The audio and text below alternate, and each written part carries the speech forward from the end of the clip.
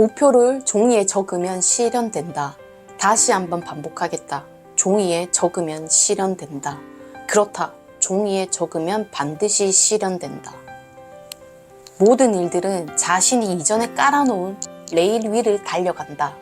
자기 스스로 깔아놓은 레일을 달리는 사람과 다른 사람이 깔아놓은 어디로 가는지도 모르는 레일을 달리는 사람은 인생의 속도가 확연히 다르다. 종이에 적어서 잠재의식의 목표로 입력시켜 놓으면 뇌는 목표 실현에 필요한 정보를 쉬지 않고 계속해서 수집한다. 뇌는 구조상 목표를 실현하기 위한 답을 찾아내게 되어 있다. 그래서 깜빡 잊고 있었는데 자동으로 목표가 실현되어 있는 경우가 생기는 것이다. 이러한 뇌의 경이적인 구조를 생각하면 목표는 많을수록 좋다는 결론에 도달한다. 안녕하세요, 책사슴입니다. 오늘 소개시켜 드릴 책은 간다 마사노니의 비상식적 성공 법칙입니다.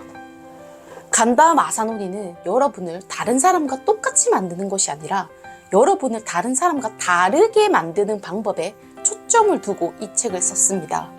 그는 다양한 분야에서 성공을 거두었고 세계 리더십 포럼에서 평생 공로상을 수상했습니다.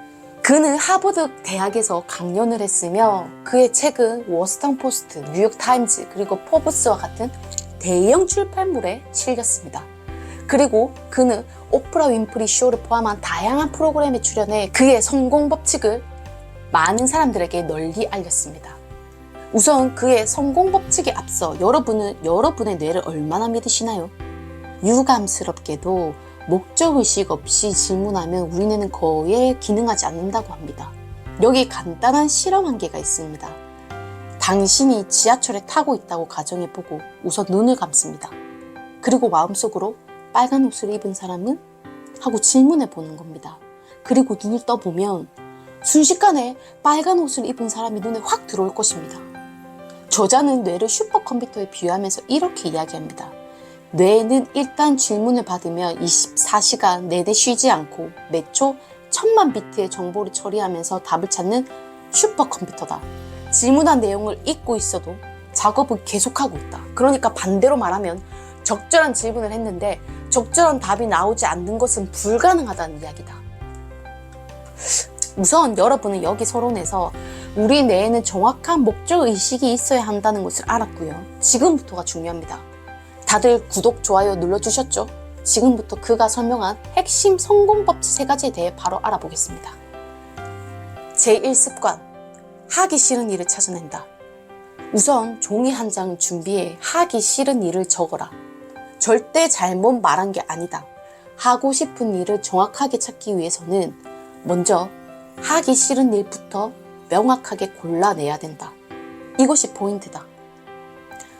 저자는 하고 싶은 일을 찾고 싶다면 하고 싶은 일을 찾지 말고 대신 하기 싫은 일부터 찾아내라고 조언합니다.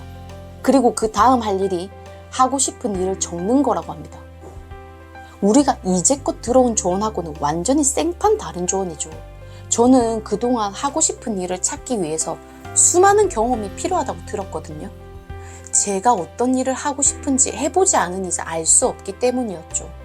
하지만 이 방법을 사용하면 내가 하기 싫은 일을 일단 걸러내고 시작하는 거니까 훨씬 더 빨리 추진력 있게 내가 하고 싶은 일을 찾아낼 수 있겠더라고요.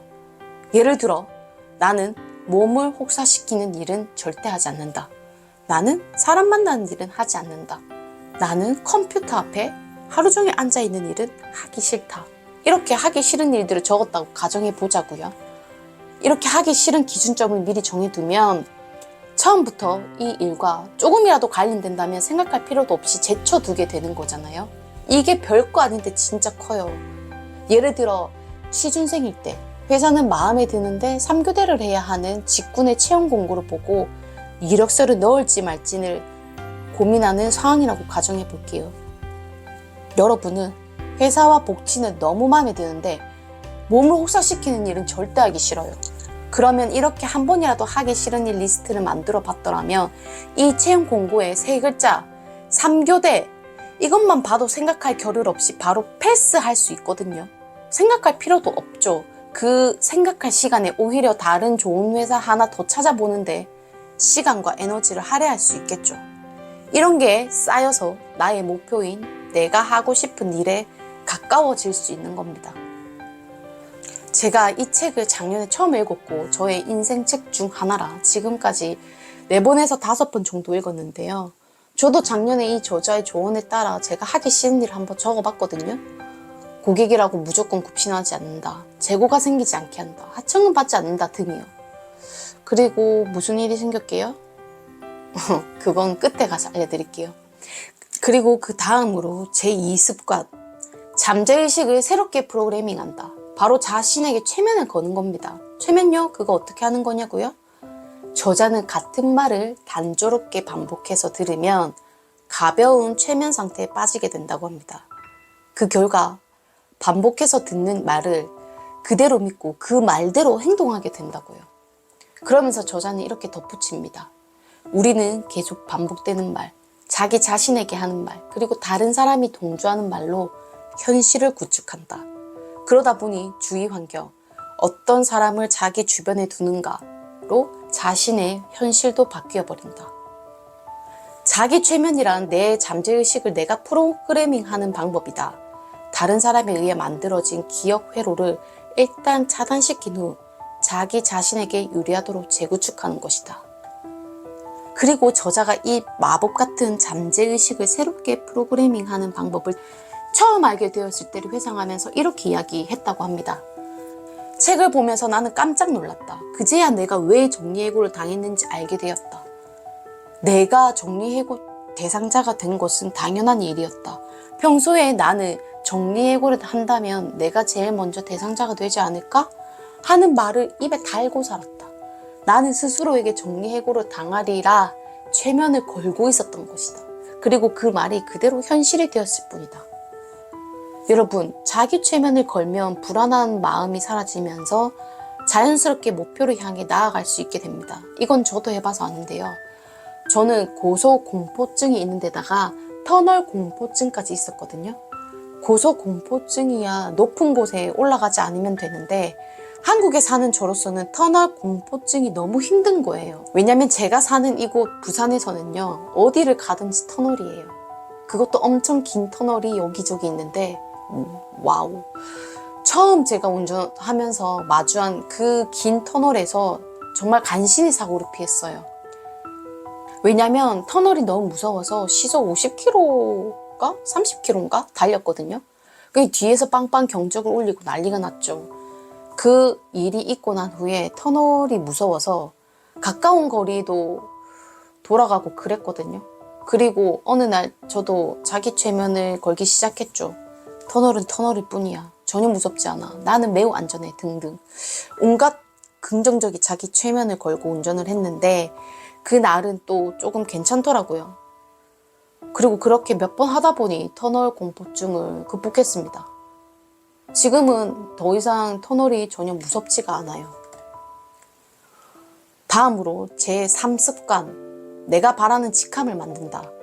저자는 내가 원하는 나가 되려면 제일 먼저 셀프 이미지를 개선해야 한다고 이야기합니다. 아무리 훌륭한 성공 법칙을 배워도 자기 스스로 평범한 사람이라는 이미지를 가지고 있는 한 당신은 성공할 수 없다. 다른 사람들이 대단하다 평가해도 뭘요 아니에요 하며 오히려 성공하기 시작한 자신을 부정한다면 세 걸음 전진하고 다시 세 걸음 후퇴하는 꼴이다. 결국 한 걸음도 나아가지 못한다는 이야기다. 여기서 저도 부끄럽지만요, 뭘요 아니에요를 달고 살았던 것 같아요. 심지어 제가 전 직장에서 한 달 내내 밤새워가며 진행했던 큰 프로젝트에 성공했을 때에도 직장 동료가, 상사가 저를 칭찬해 줬을 때 저는 뭘요 아니에요, 제가 해야 할 일을 했을 뿐이에요 하면서 겸손을 떨어댔죠.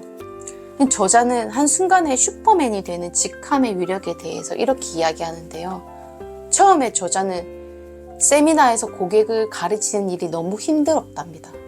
자신도 모르게 가르치는 것은 내 일이 아니다라는 이미지가 저자 안에 깔려 있었다는데요. 계속 이야기를 들어보실게요. 나는 내가 원하는 나가 되기 위한 적절한 직함을 생각해 보았다. 나는 세미나에서 가르치고 있을 때 쉽게 지친다는 것이 문제였다. 그래서 이 결함을 극복하기 위해 내 일을 편안하고 아무 문제 없이 수행할 수 있는 셀프 이미지로 바꾸면 되겠다고 생각했다. 그래서 만든 직함이 슈퍼 에너자이징 티처였다. 에너자이징이란 사람들에게 에너지를 준다는 의미다. 나는 슈퍼 에너자이징 티처다 라고 마치 주문을 걸듯 스스로에게 계속 말했다. 그러자 정말 그렇게 되었다. 셀프 이미지를 바꾼 이후 나는 세미나 도중에 화장실에 가는 일이 없어졌다. 거짓말이 아니다. 아침 9시부터 저녁 6시까지 아무리 물을 많이 마셔도 화장실에 갈 필요가 없었다.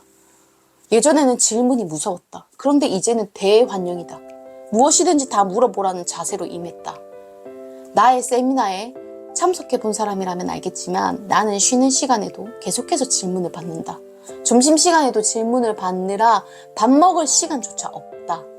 세미나가 끝난 후에도 받을 수 있는 데까지 질문을 받은 후에 저녁 회식 모임에 참석한다.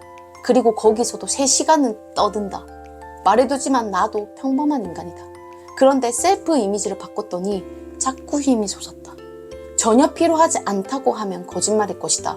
하지만 피곤한 정도가 다르다. 말하자면 상쾌한 피로다. 이러한 경험을 토대로 나는 또 다른 성취를 위해 직함을 되도록 많이 만들었다. 그 덕분에 나의 결점을 힘들이지 않고 극복할 수 있었다. 그러면서 슈퍼 다작가 그리고 사랑을 주는 아버지라는 의미로 가정적인 셀프 이미지를 만들었다고 합니다.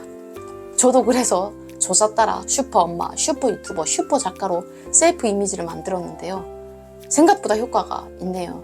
아직 구독자가 없는 저의 유튜브 영상을 계속해서 제작하고 만들고 업데이트하고 이런 게 다 이런 셀프 이미지에 힘이 확실히 작용하지 않았나 싶습니다.